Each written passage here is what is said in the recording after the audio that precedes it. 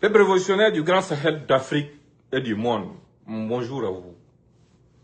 Comme vous l'avez constaté, depuis un certain temps, je ne fais pas de direct. Parce que j'étais en mouvement, en permanence. Je bougeais beaucoup pour la bonne cause. Donc c'est pour cette raison que je n'arrivais pas du tout à avoir un temps à consacrer au direct. Et je sais que la relève aussi est déjà assurée parce que il y a beaucoup de jeunes gens qui arrivent à faire un travail magnifique de communication et d'information. Donc, continuez à partager au maximum parce que la situation qui se passe au nord du Mali et dans l'AES, dans son ensemble, nécessite ce direct. C'est pour cette raison, dès que j'ai pu avoir l'opportunité, j'ai décidé de faire ce direct. Donc, partagez au maximum pour que le maximum de personnes puissent être là. Parce qu'on a beaucoup de choses à se dire. Beaucoup de choses à se dire. Énormément de choses à se dire. Avant même que les gens ne viennent, pendant que vous continuez de partager, ce que je vais dire, c'est quoi? Et à l'annonce de la création de la télévision et de la radio AES, j'avais déjà dit quelque chose. J'avais dit que, en fait, les gens se trompent par moment. Ce n'est pas un outil pour parler à notre peuple qui manque. Notre peuple se comprend déjà. C'est un outil pour parler au reste du monde de ce qui se passe chez nous là. C'est ce qui manque. Il faut de la vision et de la clairvoyance pour bâtir quelque chose de solide. Et c'est dans cet esprit que nous avons lancé Nouvelle Afrique. C'est vrai que ça continue d'être lent, mais bon, on fonctionne sur fond propre. Donc ça va être lent. C'est en fonction de mes moyens. On va être lent, ça va se développer avec le temps. Voilà, ça, on n'a vraiment pas besoin de qui que ce soit ou de quoi que ce soit. On a juste besoin de notre peuple, son appui, pour que ça puisse continuer d'être propagé et pour qu'à la longue, ça puisse s'imposer comme outil. Parce que c'est le seul média multilingue qui rédige des articles en 104 langues. C'est très important. Bon, partagez au maximum. C'est pas ça le sujet, mais je voulais commencer par ça le temps que vous continuez de partager pour que les gens continuent de venir au maximum. Quand on sera à 1000, on va commencer. Quand on sera à 1000, on va commencer. Partagez. Partagez le direct. Voilà, parce que c'est important. C'est très important. Parce que parfois, nous tombons sur des informations, mais quand on ne les prend pas pour les mettre ensemble, pour les analyser, beaucoup de gens n'auront pas l'opportunité de comprendre ce qui est caché derrière ces messages. Donc, partagez au maximum. Partagez. Voilà, partagez. Donc, c'est ça qui est là. Un instant.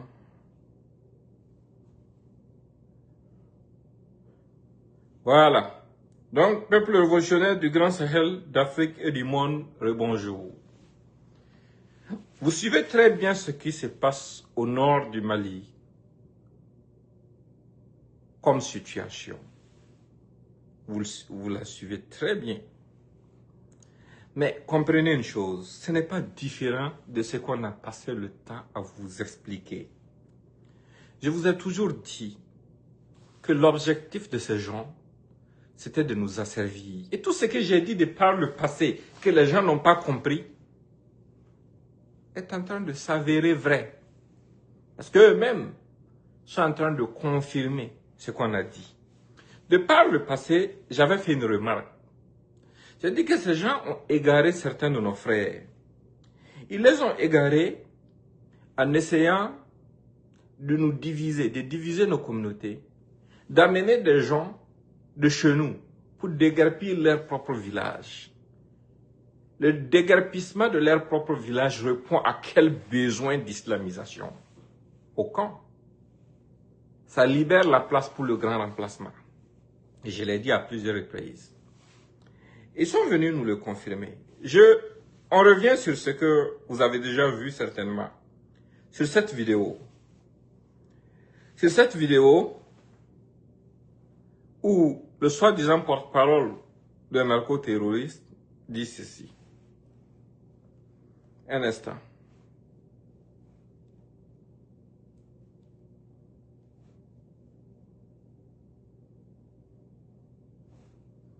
J'essaie de faire jouer la vidéo.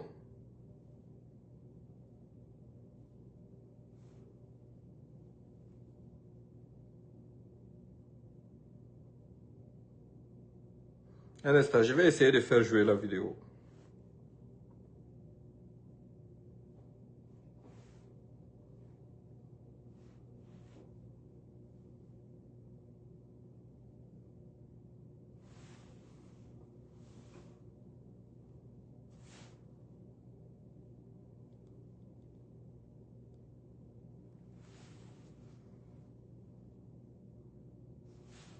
Bon, on n'arrive pas à faire jouer la vidéo.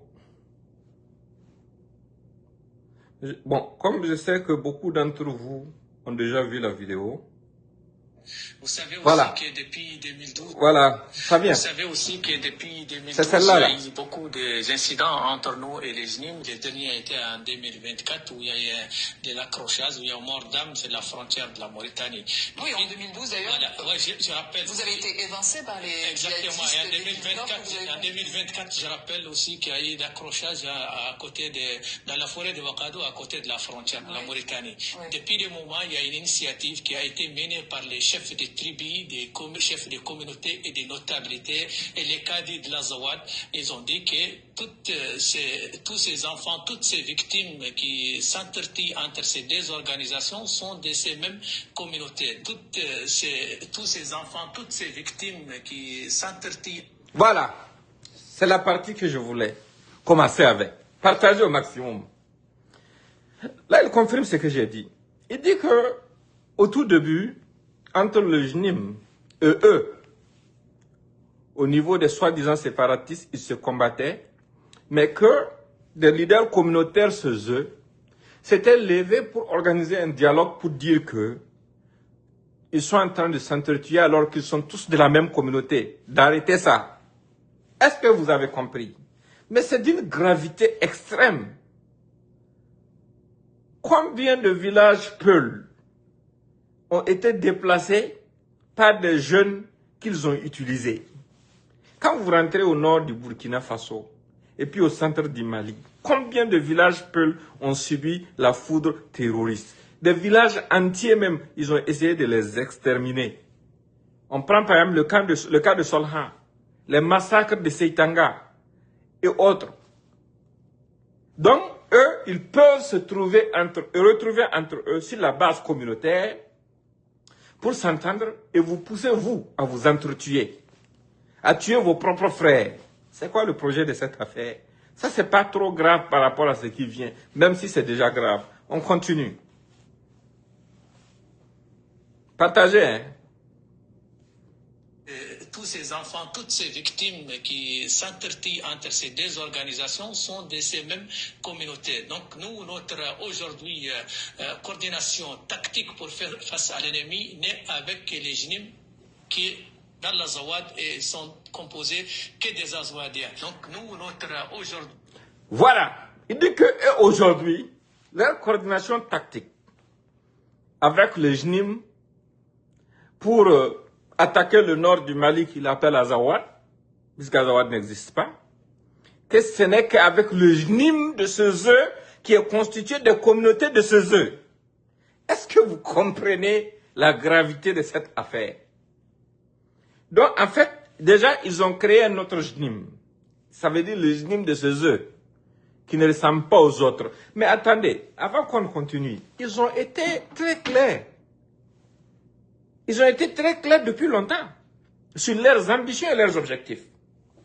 Et je vous l'avais répété à maintes reprises. J'ai dit, ces gens-là, avant de commencer ces histoires en 2012, ils s'étaient rappelés de 1990. En 90, hier était un séparatiste qui voulait l'indépendance de la soi-disant Azawad. Et quand les choses se sont mal passées à cause des communautés Peul, Songo et Bozo et autres qui se sont associés pour créer le mouvement Gandakoy, ils ont échoué. Ils sont revenus à la charge avec une nouvelle stratégie. Maintenant, la nouvelle stratégie consiste d'abord à diviser la communauté.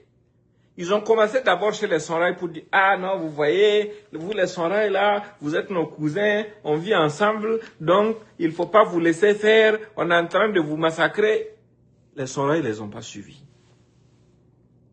Après, ils ont essayé de voir quelle communauté ne va jamais accepter ce qu'ils veulent imposer. Ils ont vu que les peuples ne vont jamais accepter ça. Et que s'ils essayent encore, comme ce qu'ils avaient fait en 90, ces communautés allaient se mettre ensemble, se lever contre eux. Donc, ils sont allés réfléchir pour voir comment faire. Mais il y avait des obstacles. Il y avait un certain Diallo qui dirigeait le mouvement Gandakoui. Ils ont organisé une embuscade contre Diallo, Ahmad Diallo, en 2012. Faites vos recherches. En 2012, ils ont organisé une embuscade contre Amadou Diallo pour l'assassiner. Si le nommé Amadou Diallo, là, par exemple, était vivant, ça n'allait pas arriver parce qu'ils allaient réussir à fédérer les communautés pour faire obstacle à ce banditisme-là. C'est très important à vous rappeler. Maintenant, qu'est-ce qu'ils ont fait? Ils ont infiltré les communautés, essayé de créer la division, tout en utilisant exclusivement nos communautés, en sachant que les communautés-là ne font pas partie de leur projet. Ils ne comptent pas partager le pouvoir qu'ils veulent là avec ces communautés. Ils veulent juste les utiliser comme chair à canon. Je vous l'explique, je vous les détaille pour que vous les compreniez, que vous les traduisiez dans vos langues. Non, ça fait rire. Ça fait mal, mais ça fait rire. Donc, ils les ont pris, ils les ont mis devant dans la lutte contre leur propre terre, leur propre pays. Vous avez entendu leur porte-parole qui a dit qu'au niveau de leur communauté, ils se sont entendus pour qu'ils ne s'entretuent pas, pour qu'ils ne déguerpissent pas leur village, pour qu'ils ne fassent aucun mal entre eux. Eux, vous savez de qui je parle. Lui-même, en parlant là, il sait qui ils sont. Même ceux qui l'ont invité l'appellent comment? Ça, ils savent qui ils sont. Je ne vais pas rentrer dans les détails. Non. Pourquoi ils ont fait ça? Parce qu'ils veulent que les communautés au sud du Sahara, les Imgad, plus les Keltamachek, les Peuls, les Songoï et autres se rentrent dedans pour s'exterminer mutuellement. C'était leur projet. Donc, pendant que les gens sont en train de se tuer, et ils mettent tous leurs hommes à l'abri, depuis que les attaques terroristes ont commencé là, toutes les décisions viennent de qui? Ça vient de Yad, qui est loin du front, qui n'appartient à aucune de ces communautés. C'est lui qui décide d'avec qui ces gens doivent faire la paix, à qui ces gens doivent faire la guerre. Vous l'avez suivi très bien.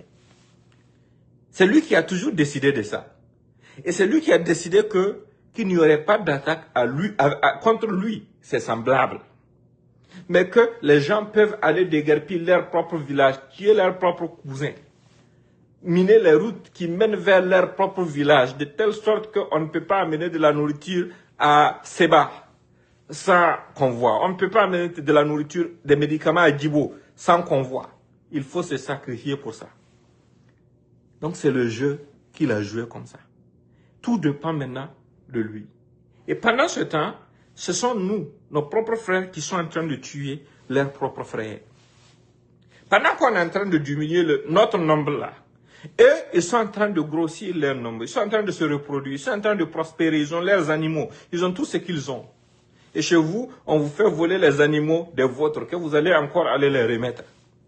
On vous fait créer des problèmes entre vous, pour des choses qui n'ont aucun sens. Parce qu'aucun de ces acteurs-là n'a un projet dedans. C'est eux seuls qui ont un projet, ils connaissent leur projet. Et c'est vers l'aboutissement de leur projet qu'ils sont en train d'avancer. C'est pour ça qu'ils ont commencé à parler clairement pour dire l'égénisme de ces œufs. Et maintenant, ils vont disperser les nôtres qu'ils ont recrutés là, sur différents fronts, à rendre toute réponse contre eux quand les gens vont comprendre inefficace. Et pour encore se donner plus de poids et plus de chance, il faut mettre le nombre de leur côté. C'est pour ça qu'ils sont allés au niveau du front Polisario là, pour amener leurs semblables.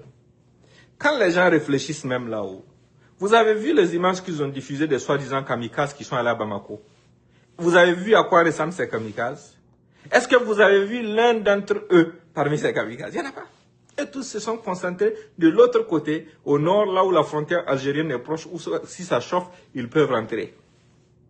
Mais ce sont vos propres frères qu'ils ont envoyés vers Bamako, où ils savent que la mort est plus évidente, vu le nombre de forces positionnées là-bas. Ça ne vous fait pas réfléchir. Je vous ai dit, ça c'est un projet de recolonisation. Ce n'est pas un projet d'islamisation. L'Algérie et la Mauritanie qui les soutiennent là, ces deux pays n'appliquent pas la charia. Et s'il y a un pays, s'ils disent parfois, ils sortent non, la communauté Peul, ils sont indignes pour parler au nom des Peuls. Et s'ils disent ça là-haut, est-ce qu'il y a un pays en Afrique de l'Ouest où les peuples souffrent plus qu'en Mauritanie? Ils sont les plus nombreux, mais ils ne peuvent pas accéder au pouvoir. Parce qu'ils sont marginalisés. Et beaucoup de choses sont en train de se passer là-bas et ça se passe sous silence. Mais on vous utilise pour venir vous en prendre au vôtre. Si les gens n'ont aucune pudeur et qu'ils peuvent se permettre de sortir en complicité avec la France sur les différentes chaînes françaises pour parler d'ethnie, pour parler d'appartenance Touareg, pour parler de... Ils ne représentent pas les Touaregs, je l'ai répété à maintes reprises. Est-ce que vous savez que toute la zone de...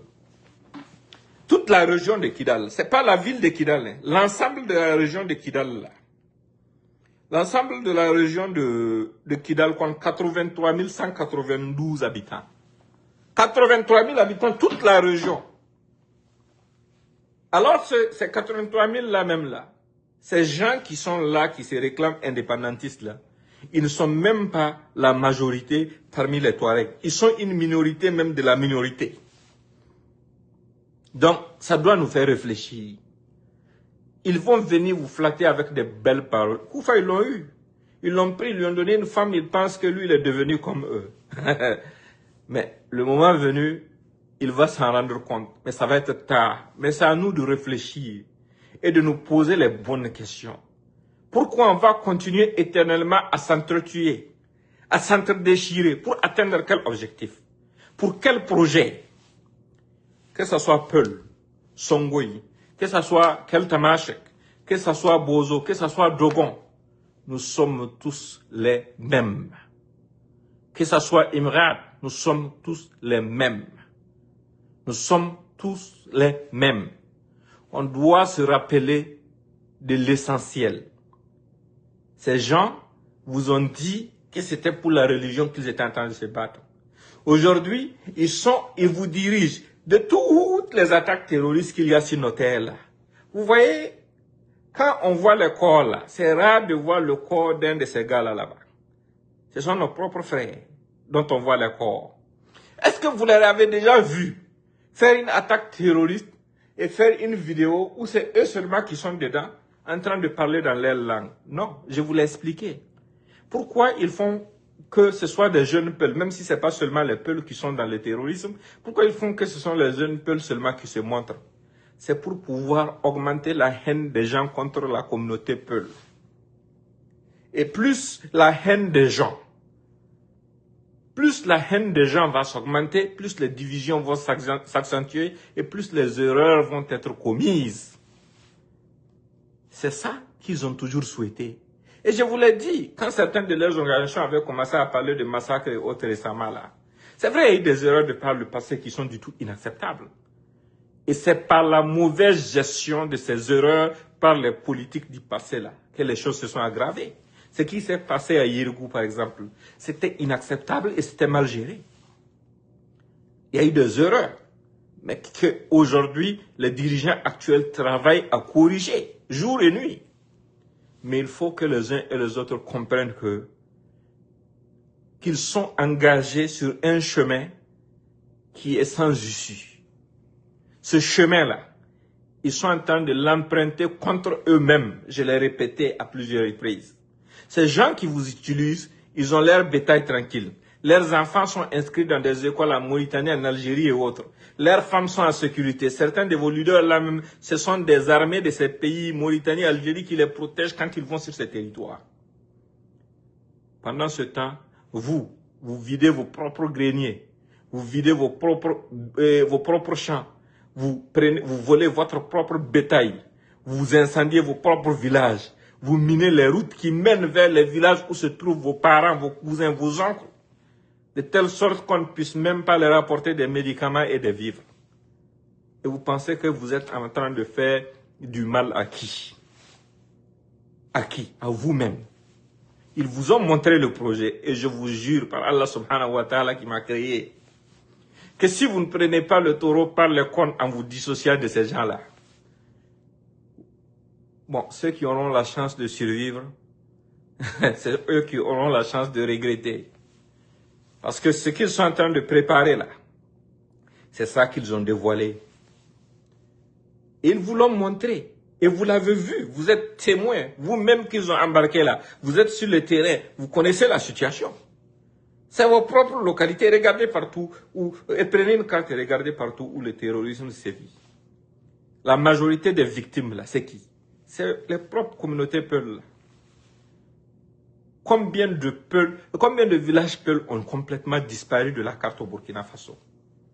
Et ils ne se gênent pas à parler d'ambition Touareg, mais nous, quand on veut parler d'ambition Songoï, quand on veut parler de résistance Peul, automatiquement, ils sortent pour se gonfler comme si, non, ça ne devrait pas. Et les raccourcis, c'est quoi? Tu es raciste, tu es raciste. Mais il n'y a pas plus raciste qu'une petite minorité de délinquants qui vient vouloir imposer un État, une autorité, sur une majorité. Aujourd'hui, la région du Nord, les Peuls sont plus légitimes pour la diriger que ces quelques voyous. Les Imrats sont plus légitimes pour la diriger que ces quelques voyous. Les Songoïs sont plus légitimes pour la diriger que ces quelques voyous. Ils le savent très bien. Mais c'est vous-même qu'ils sont en train d'utiliser pour atteindre cet objectif. Et quand l'objectif sera atteint, ils ont commencé déjà à se préparer. De tout ce qu'ils ont amené qui les ressemble de Polisario et autres, là, vous savez que vous avez déjà perdu beaucoup de vos proches. Vous êtes en train de diminuer de jour en jour et ils ne s'engagent même pas dans la guerre, ils ne perdent pas autant de gens que vous. Vous le savez très bien. Parce qu'ils pensent qu'ils sont plus malins. Et ce sont eux qui importent des gens qui les ressemblent. Ils disent non, s'asseoir et ils vous flatteront pour dire non, ils sont en train de consolider de ce côté. Non, non, non. Ils sont en train de se préparer pour être en surnombre sur vous. C'est la bataille qu'ils sont en train de mener. Et toute la destruction qu'ils sont en train de faire, de vous pousser à faire, c'est contre vous-même. Des politiciens vont se lever pour dire non, et ils veulent la démocratie. Et ils vont vous utiliser pour dire que non, en tout cas, ils veulent que le pouvoir militaire parte. Ce n'est pas le pouvoir militaire qui a amené ce problème. C'est juste de la manipulation. Des gens sont en train d'utiliser une cacophonie indescriptible pour vous pousser à vous entretuer, à vous entre-déchirer. Et ça, il faut que chacun d'entre vous prenne conscience de ça aujourd'hui. Parce que demain, là, ça pourrait être trop tard. Ils ne vous ont jamais aimé. Parce que, rappelez-vous, qui a tué Amad Diallo? Ce sont eux. Qui a assassiné les Peuls de Menaka pour prendre leur bétail en 2012-2013? Ce sont eux. Rien n'a changé. Hein. La seule chose qui a changé est que beaucoup de gens ont réussi à se faire manipuler. Et il faut qu'au niveau de nos États aussi, on ouvre des fenêtres pour ceux qui regrettent et qui veulent entrer dans la République pour qu'ils puissent déposer les armes. Ce ne sont pas des négociations, ce sont des discussions. Si tu n'échanges pas avec les gens que tu veux convaincre, tu ne peux pas convaincre quelqu'un. C'est très indispensable. Parce que trop de sang a déjà coulé. Comprenez que ce n'est pas la force de se battre qui manque. Mais plus on est en train de se battre, plus c'est nous-mêmes qui perdons nos propres fils. Au bénéfice de qui? Au bénéfice des gens qui veulent nous remplacer.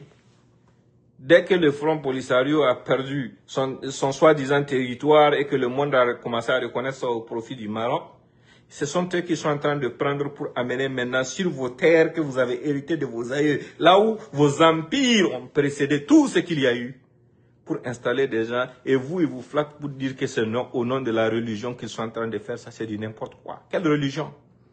Ils sont en train de vous pousser les uns contre les autres pour créer un désordre total, vous affaiblir pour venir vous dominer demain. Ça, je l'ai dit, je l'ai répété, je vais le répéter demain. Réfléchissez-y aujourd'hui, réfléchissez-y demain, parce que si on ne se réveille pas, on sera surpris. On sera surpris. Celui qui me demande que je suis où là-haut, leur porte-parole qui parle là, il est où? Voilà. Nous sommes en train de parler pour notre peuple. Et chaque fils de nos terres, où qu'il soit dans le monde, ce combat est le sien. Sans aucune exception. Et vous avez vu le jeu de la France. Ce que la France a fait. Ce que la France a fait. Elle leur a ouvert les portails de sa presse pour leur propagande. Ils parlent de rébellion Touareg comme si les autres communautés n'existaient pas et comme si ces gens-là représentait tous les Touaregs, alors qu'ils ne représentent pas les Touaregs. La majorité des Touaregs sont dans la République, que ce soit au Niger, que ce soit au Mali, que ce soit au Burkina. Ils le font par exprès. Ils vous ont oublié. C'est votre histoire même qu'ils sont en train d'effacer. Ils ont oublié que l'Empire Songo a existé. Ils essaient de faire oublier au monde que le Massina a existé. Ils essayent de faire oublier au monde entier vos droits sur cette terre. Ils essayent de créer de nouveaux propriétaires qui les arrangent et qui les ressemblent. C'est du pur racisme ce qu'ils sont en train de faire. Mais celui qui n'a pas compris ne comprendra jamais. Le danger là, c'est ça. Ils savent que si aujourd'hui les gens comprennent et qu'on se donne la main, on va prospérer. Ils ne sont pas là pour la démocratie. Pourquoi ils travaillent avec le Qatar? Pourquoi ils travaillent avec l'Arabie Saoudite? C'est des pays démocratiques? Non, ce n'est pas des pays démocratiques. Ils n'ont pas d'amis.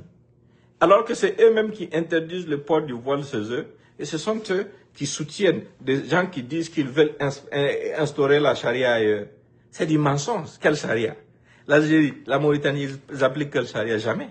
C'est du n'importe quoi en fait. C'est insensé. C'est juste de la manipulation pour atteindre des objectifs géopolitiques qu'ils vont jamais vous avouer. Jamais. Ils vont jamais vous les avouer. Et si tu te laisses avoir en bas par les belles paroles, le temps que tu te rendes compte, tu as détruit ta propre vie, celle de ta communauté et de beaucoup d'autres personnes. Au bénéfice de qui? Au bénéfice de racistes qui veulent te dominer. On n'a pas besoin de vous expliquer. Vous voyez ce qui se passe en Mauritanie, non? Le traitement qu'on vous réserve déjà en Mauritanie. C'est ça qu'ils sont en train de préparer pour demain ici. Et préparez-vous. Comprenez ça très bien. Réfléchissez-y. Et travaillons à passer ce message. Parce que c'est très important. C'est pour ça que je voulais ouvrir cette parenthèse. Dès que le temps va me le permettre, je vais revenir pour faire une autre vidéo. Portez-vous bien et bon dimanche. Je compte sur chacun d'entre vous pour partager le message. Merci, merci.